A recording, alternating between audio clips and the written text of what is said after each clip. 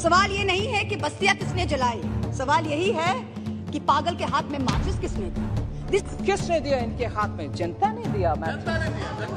हमारे हाथ में जब माचिस थी, हमने उज्ज्वला दिया, हमने उजाला दिया, हमने पीएम किसान दिया, हमने स्वच्छ भारत अभियान चलाए।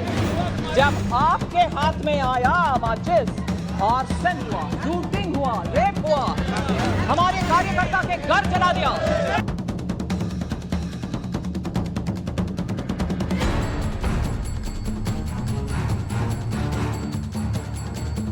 This government has us believe every February that this country's economy is going great guns. We are the fastest growing, most efficient global player. Everyone is getting employment. We're getting gas cylinders. We're getting electricity. We're getting pakka houses.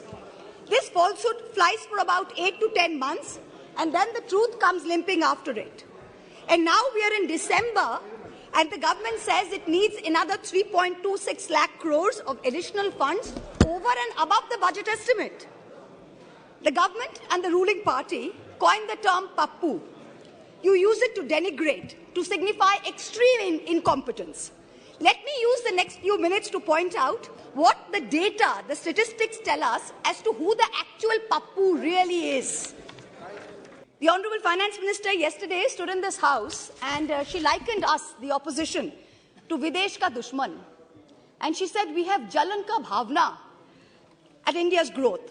I stand here today to tell the Honourable Minister, wherever she may be, to tell this government, to tell this ruling party, that all of us here have given up our lives, our youth, our jibon, our jobon, as it were, to dedicate ourselves to the service of this great land, to the service of its people.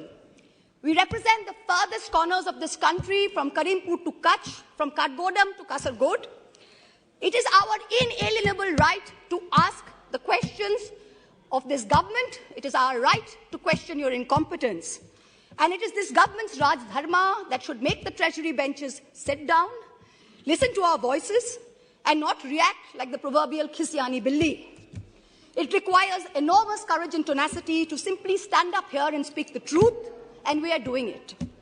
In contrast, the ruling party is moving from one incendiary issue to another, from the division of Bengal into North and South, to the Citizenship Amendment Bill, to releasing convicted lifetime murderers and rapists just before an election, to openly trying to challenge the judiciary into submission.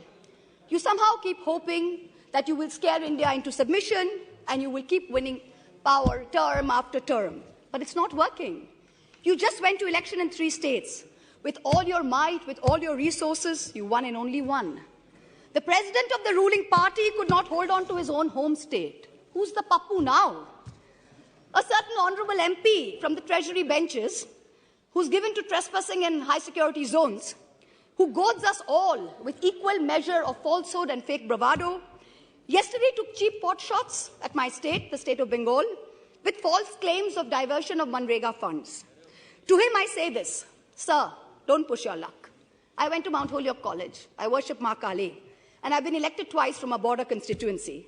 In your lingo, I say to you, and this is not unparliamentary, don't take panga.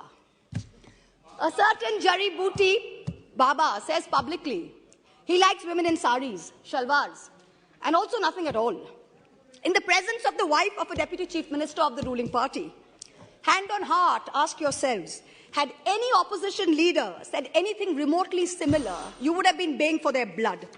The ruling party does not denounce it. There is no outrage. A convicted murderer and rapist is publicly giving sermons while out on parole, and leaders of the ruling party are listening to it. You do not have the moral clarity to call out right from wrong. Who's the Pappu now? People tell me to keep quiet, to make peace in the name of soft Hindutva. I am Hindu, but I refuse to play soft anything. What this country needs is an elected government which plays hard morality, hard legality, and hard economics. No soft anything. I urge this government and the finance minister to take control of the economy. And I urge the people of India to take control over who they give the reins of this country to. सवाल ये नहीं है कि बस्तियां किसने जलाई. सवाल यही है कि पागल के हाथ में माचिस किसने दी. This is a question that India needs to answer. Thank you very much. Jai Hind.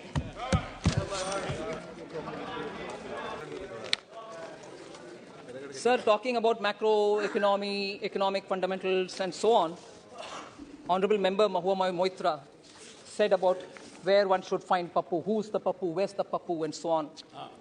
Actually, either West Bengal in the... Sorry? So, all the fundamental macroeconomic fundamentals being questioned. There was this question of where is the Pappu, who's the Pappu, who's the Pappu.